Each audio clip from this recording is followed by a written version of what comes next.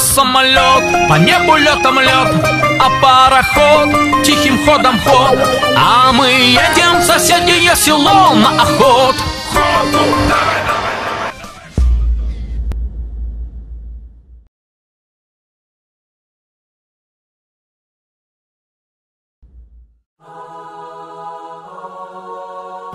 Kung tatanungin mo ako 10 years ago, parang ang labo kasi 10 years ago ang hirap ng buhay namin. Kasi 500 pesos, naalala ko ba, pinagkakasya ng mother ko yon sa isang linggo. Ako nga pala si Brian Bibe, Tubong Bicol, 30 years old, and isa po ako sa mga pinakabatang naging successful sa AIM Global.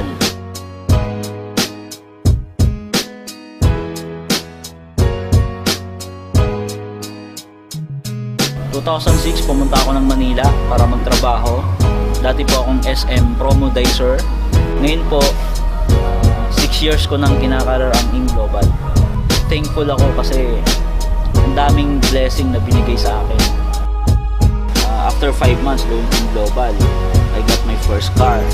So doon pa lang talagang baliw na ako kasi sino ba naman ako dati? Expected ko lang talaga extra income. Pero yun nga, binigay sa akin after 5 months. Nakuha ko yung first car ko na Toyota Vios. Then after that, tumuloy-tuloy na kasi lalo akong nanggigil. Daming nagtatanong sa akin through Facebook, nagtitext na, Brian, grabe, ang layo na ng narating mo, ibang-iba ka na ngayon. Actually, para sa akin naman, pantay-pantay naman lahat ng tao. Kumbaga, kung nakaya ko, I do believe na kaya din nila kasi pare-paras lang naman tayo tao. Kaya lang, nagkakaiba lang tayo sa paniniwala. Kasi ako, kumbaga, nag-start ako sa AIM Global. Naniwala lang talaga ako na kaya kong narating kung ano yung narating ng ibang tao. Sa AIM Global, mapapagod ka, mahirapan ka, papawisan ka, magugutom ka. Pero alam mo, lahat naman ng bagay nakakapagod. Lahat naman ng bagay, lalo na pag in-expect mo malaki, nakakapagod, pupuyat ka, magsasacrifice ka. Pero ang masarap dito sa AIM Global, lahat ng pagod, lahat ng puyat, lahat ng gutom, at lahat ng sacrifices mo, bayad dyan pag nakuha mo na yung gusto mo sa buhay mo.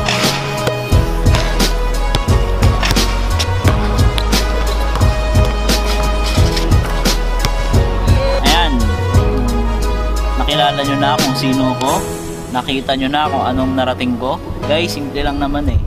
Bago ko narating to, isa lang ginawa ko. Una, nangarap ako para sa family ko. At the same time, para sa akin. Alam ko naman kasi lahat naman tayo nangangarap. At lahat natin to gusto. Kung gusto mo rin yung narating ko, pero alam ko gusto mo naman talaga to eh. Okay?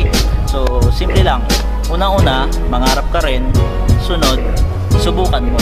Kasi isa sa mga natutunan ko na hanggang ngayon hindi ko nakakalimutan. Pag may isang bagay na gusto mo, wala kang ibang dapat gawin, subukan mo. Lalong-lalo na kung ito yung magpapabago ng buhay mo at buhay ng pamilya mo. Napakasarap kasi pinatutulungan mo sila, nabibigay mo yung pangangailangan nila. Kaya guys, sana magkita-kita tayo muli on top. And on that note, God bless and to God be the glory.